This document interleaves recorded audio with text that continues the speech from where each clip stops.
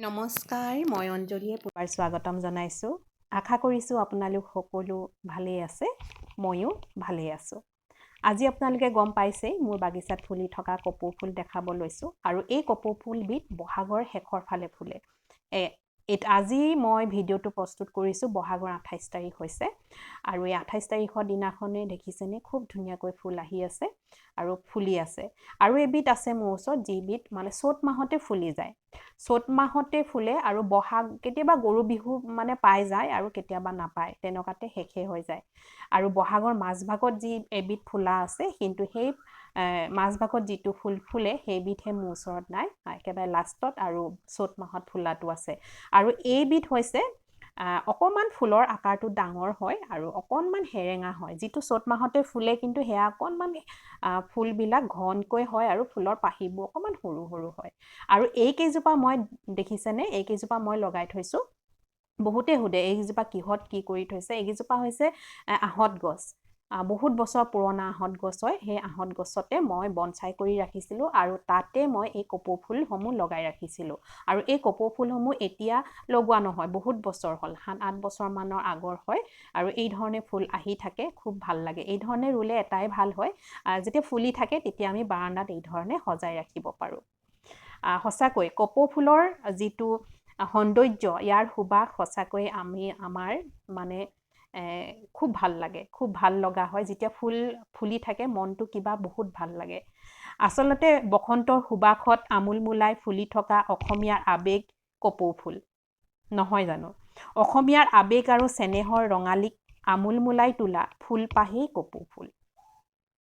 কপৌ ফুল গাঁৱত বিহু আহিল মানেই কপৌ ফুলিল।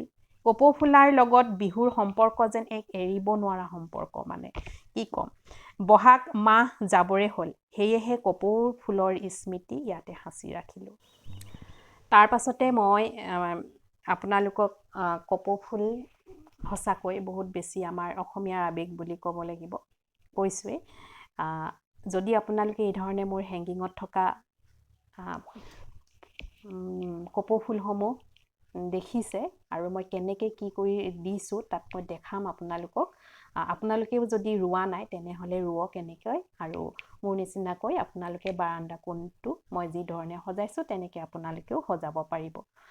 একেবাৰে যতন নাই, আপোনালোকে হাৱা পানী মাটি মানে তেনেকেই ভাল হৈ যায়, মানে হয়, ইয়াৰ কোনো কষ্ট নাই, খালি বৰষুণৰ পানী আৰু ছাঁত ৰাখিব, তেনেকেই হৈ যায়।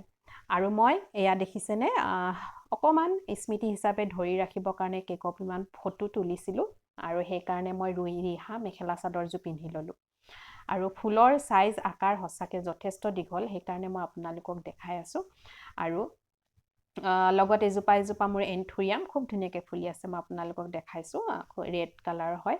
এন্থুৰিয়ামৰ পুলি মোৰ ওচৰত আছে, আপোনালোকে ল'ব পাৰিব। আৰু এতিয়া মই আপোনালোকক দেখাম যে মই হেংগিং পটতনো কপৌ ফুল যে লগাইছোঁ আৰু তাতনো মই পটিং মিডিয়াটোত কি কি দিছোঁ মই তাকে অকণমান দেখাম। বিশেষ একো দিয়া নাই। এই ধৰণে এটা আপোনালোকে হেংগিং পট ল'ব, যিটো পটত আপোনালোকৰ হোল থাকে আৰু খুব ধুনীয়াকৈ মানে হোল হৈ থাকে, তেনেকুৱা মানে ল'ব। আৰু এই ফুলৰ চাইজ চাওক কিমান ধুনীয়া দীঘল আকাৰ হয়।